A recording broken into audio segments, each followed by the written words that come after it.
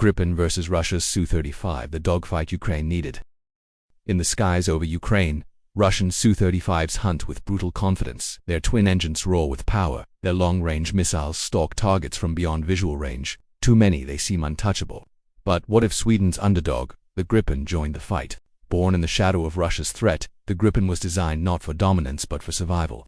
Agile, cunning, and hardened by a doctrine of fighting outnumbered. It represents everything Moscow fears, a small jet that fights smarter, not heavier. The clash of Gripen versus Su-35 isn't just a matchup of machines, it's a collision of philosophies. Could Ukraine, armed with Gripens, turn the tables in the air war?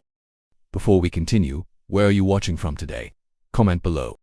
When Russia launched its full-scale invasion of Ukraine in February 2022, the battle for the skies became one of the war's most decisive fronts. At first, many expected the Russian Air Force to establish dominance within days.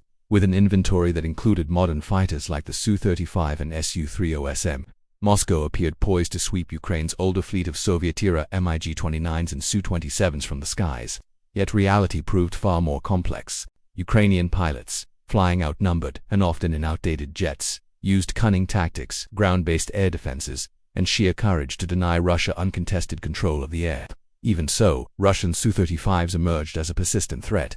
With their powerful radars, long-range missiles, and thrust-vectoring engines, they pushed Ukrainian fighters to the edge of survivability. To this day, the Su-35 remains one of the most feared aircraft in the theater, its presence forcing Ukraine to adapt every sortie with extreme caution. This imbalance has led to a recurring debate. What if Ukraine were equipped with more modern Western fighters? Would the outcome of the air war change? The US F-16 has often been the centerpiece of these discussions.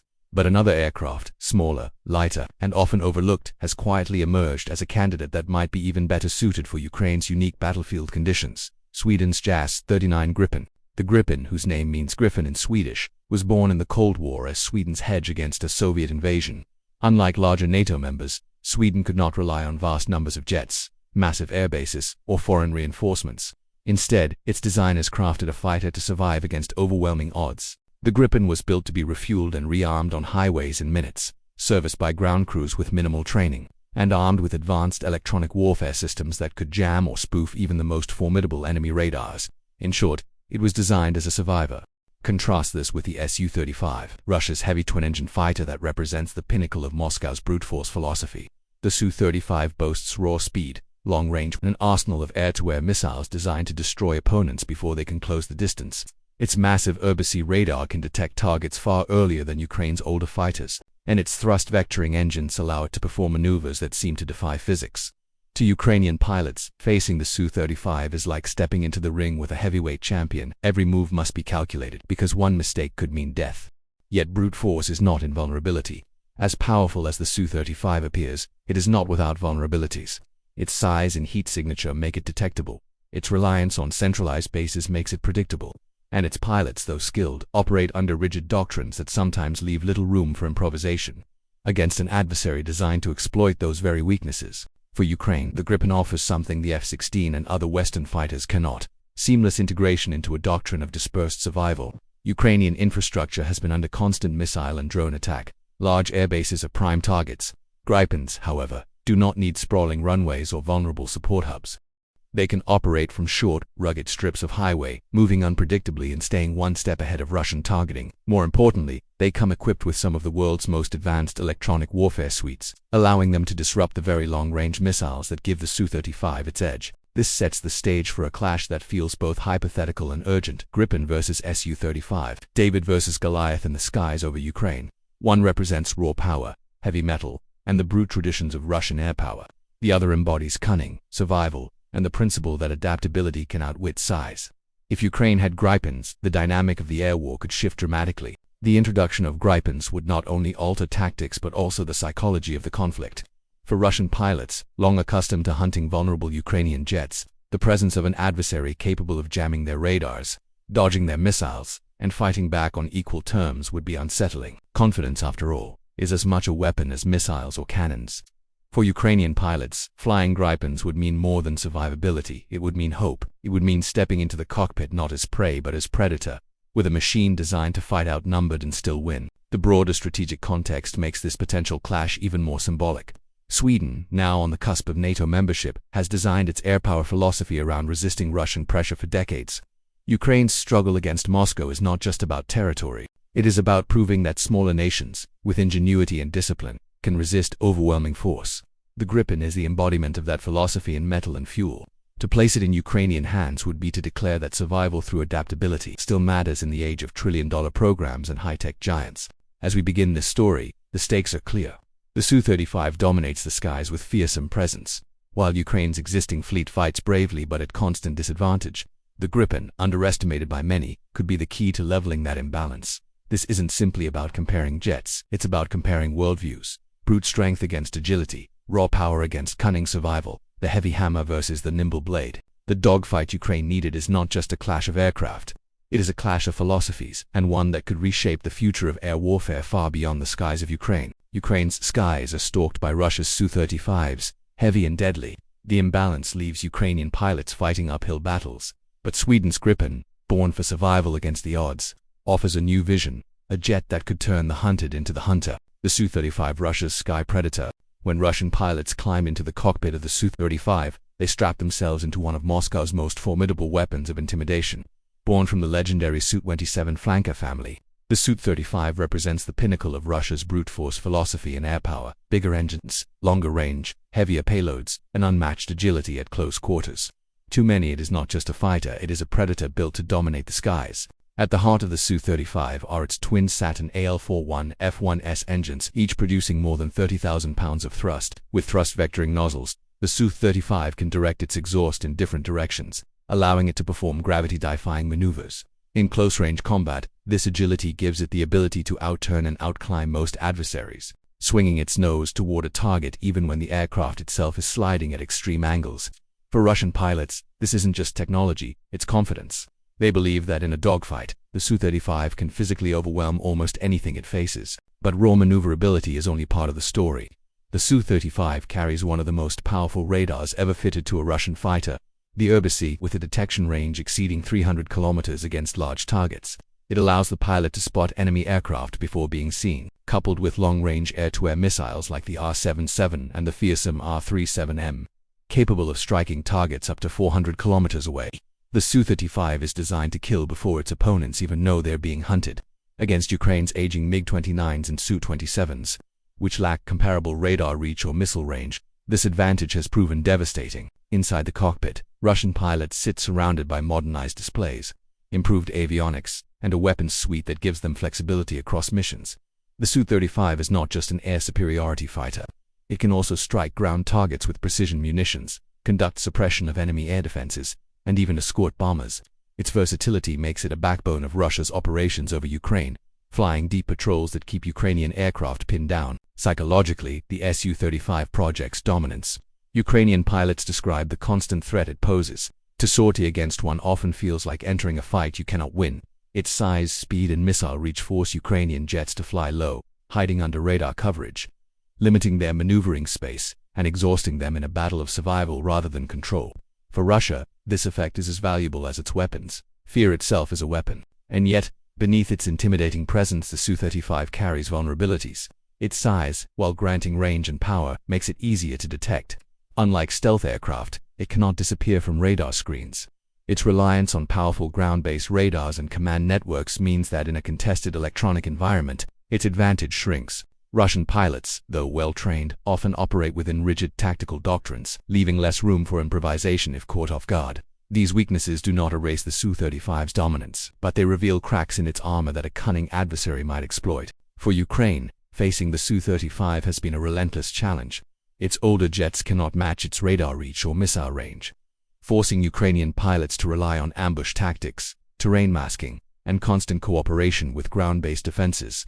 It is a fight of survival, not superiority. Every Ukrainian pilot knows that once a Su-35 locks onto them, their odds of escaping are slim. This imbalance underscores why Ukraine's calls for modern Western fighters have grown louder with each month of war. The Su-35 is more than a machine. It is the embodiment of Russia's philosophy, overwhelmed with size, firepower, and fear. It is a predator designed to kill at range, dominating close, and leave opponents with nowhere to run. Against an outdated fleet, it is nearly unbeatable. against an adversary built to exploit its vulnerabilities. However, its supremacy could be challenged. The Su-35 rules Ukraine's skies through speed, power, and fear. It hunts with long-range missiles and brutal agility, forcing opponents onto the defensive. But in its size and reliance on brute force lie hidden cracks, weaknesses that a survivor jet like Sweden's Gripen was built to exploit. The Gripen, Sweden's survivor jet. Profile: the Gripen single-engine, lightweight, modular, designed to fight from highways, quick turnaround, advanced electronic warfare, Swedish doctrine of resilience and independence.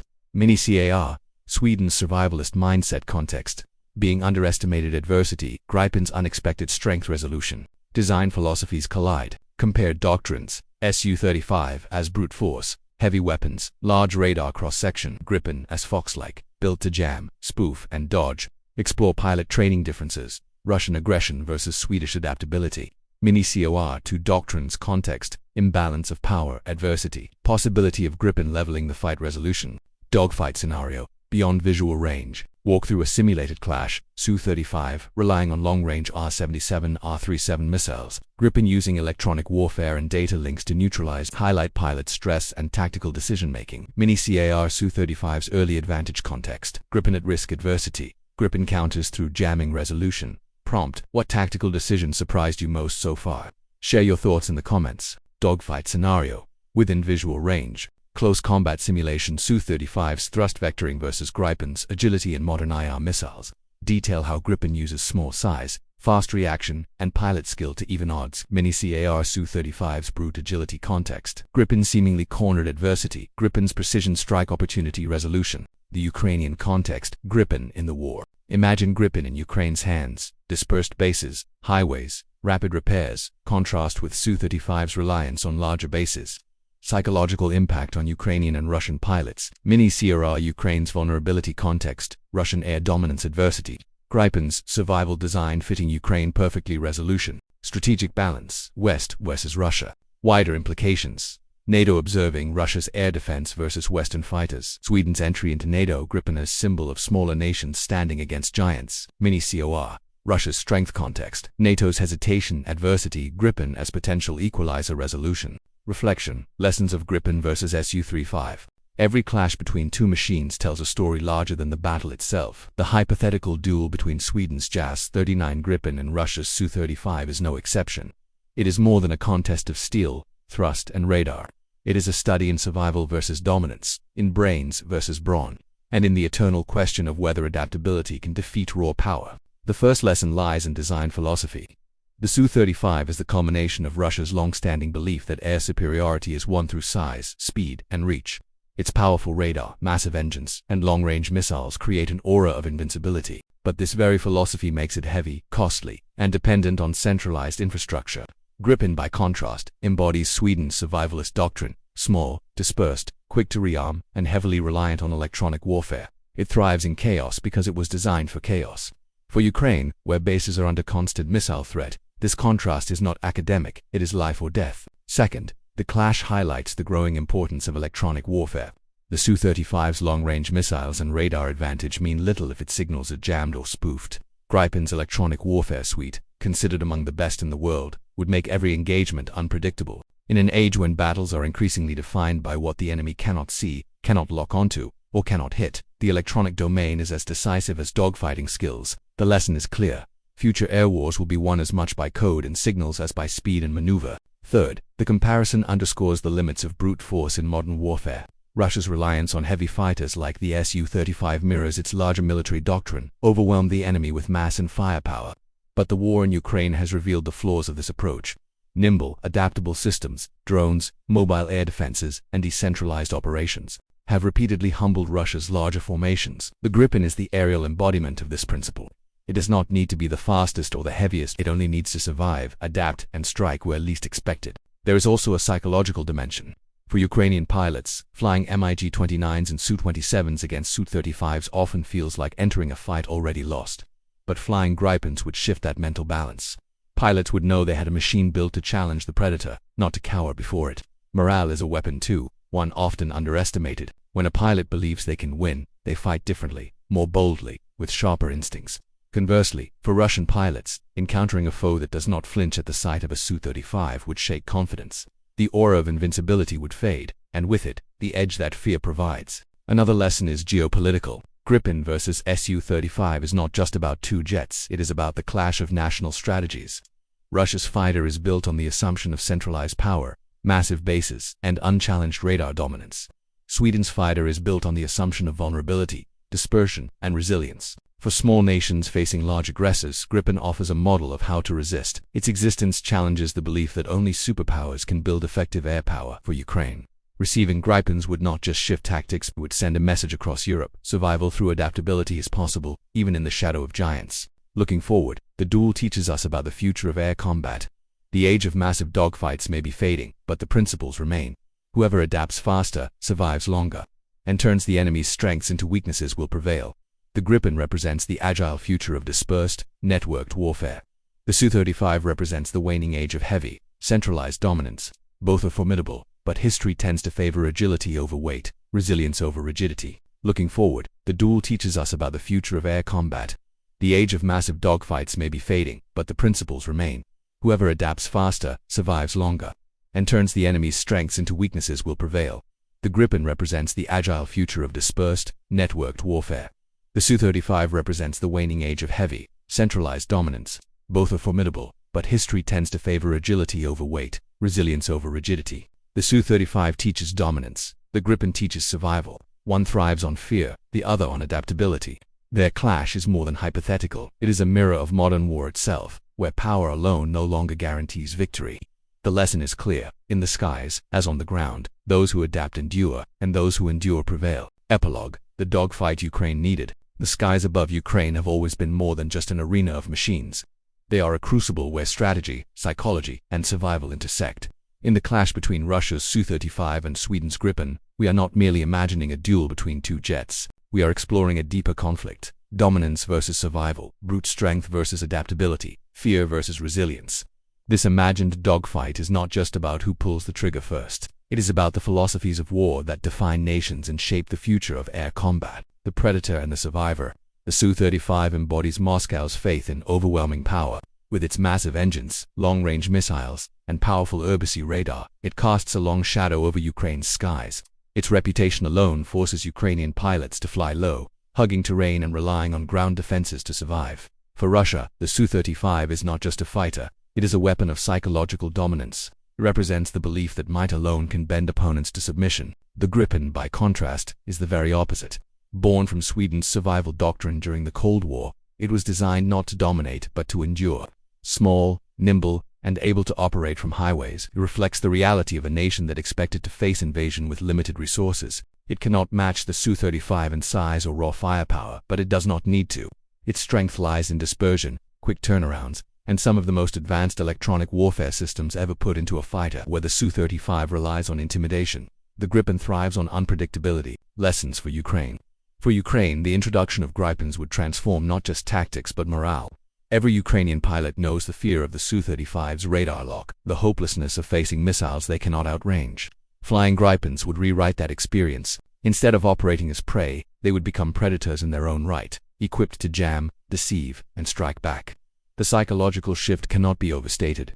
To take off in a machine built for survival against giants would be to embody the very struggle of Ukraine itself, underestimated, yet unbroken. In practice, Gripens would disperse across hidden airstrips, refueling and rearming in minutes before disappearing again.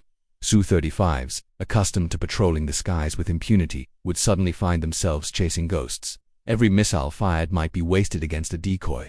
Every radar sweep might be answered with jamming. The predator's confidence would falter, and with it, the balance of power, beyond the dogfight. Yet the story of Gripen versus Su-35 is not only tactical, it is symbolic. It highlights two fundamentally different worldviews. Russia believes in heavy platforms, centralized command, and the projection of fear. Sweden, and by extension, nations like Ukraine, believe in survival through adaptability, decentralization, and resilience. The clash between these doctrines is not confined to the skies. It echoes across battlefields, economies, and societies. The war in Ukraine has already shown that smaller, nimbler systems from drones to mobile artillery can humble larger forces. The Gripen is simply the aerial manifestation of this principle. It shows that survival does not require dominance. It requires ingenuity. It shows that even in an age of billion-dollar platforms like the Su-35, there is space for aircraft designed to fight smart rather than fight big. A challenge to invincibility. The Su-35 has become a symbol of Russian strength, its dominance rarely questioned. Yet no machine is invincible. Its very strengths, size, radar reach, missile range can be turned into weaknesses by an adversary that refuses to fight on its terms. The Gripen is that adversary. Its very strengths, size, radar reach, missile range can be turned into weaknesses by an adversary that refuses to fight on its terms. The Gripen is that adversary. It is the knife against the hammer, the fox against the wolf. Its victory would not come through brute force but through the erosion of confidence, the sowing of doubt, the constant reminder that no predator rules forever. And this, perhaps, is the greatest lesson, that fear itself is a weapon. The Su-35 wins battles before missiles are fired, because opponents believe they cannot win. The Gripen challenges that psychology. It says, survival is victory, adaptation is strength. The moment a Su-35 pilot realizes their prey can fight back, the aura of invincibility shatters. And once shattered, it cannot be restored. The human element. No analysis of fighters is complete without the pilots who fly them. Machines set the stage, but humans decide the play. Ukrainian pilots have fought with extraordinary courage in outdated MiGs and Sukhoi, often against overwhelming odds. To place them in Gripens would be to match their courage with capability. The bond between pilot and aircraft is profound. In the Gripen, Ukrainian aviators would find not just a machine but a reflection of themselves, underestimated by the world, written off by skeptics, yet capable of defiance. For Russian pilots, the arrival of Gripens would force a re-evaluation. No longer would they hunt with impunity. Every radar ping might be deceived. Every missile launch might fail. Confidence would give way to caution, and caution is deadly in combat.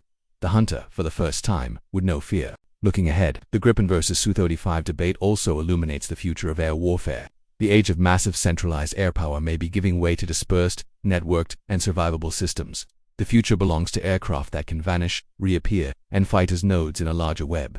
Gripen, with its data links and emphasis on survival, fits this model perfectly. The Su-35, magnificent as it is, reflects a fading era when size and reach defined supremacy. This does not mean heavy fighters are obsolete. They still have roles to play, especially in air dominance. But the lesson of Gripen versus Su-35 is that survival and adaptability matter more than brute force. Nations that cannot outspend their adversaries must outthink them, and those who can outthink often prevail. The dogfight Ukraine needed. In the end, the dogfight Ukraine needed is not simply a fantasy clash for enthusiasts.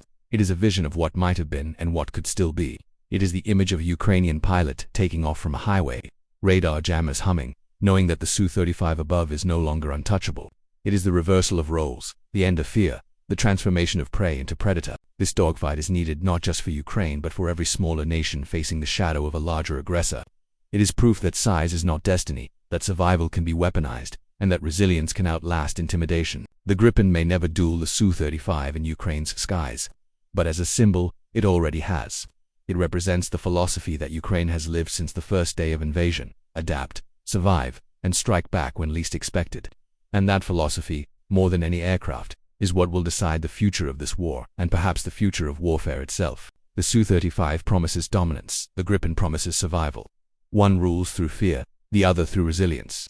In the skies above Ukraine, the dogfight may remain hypothetical, but the lesson is real. In war, the survivor endures, and the survivor shapes the future.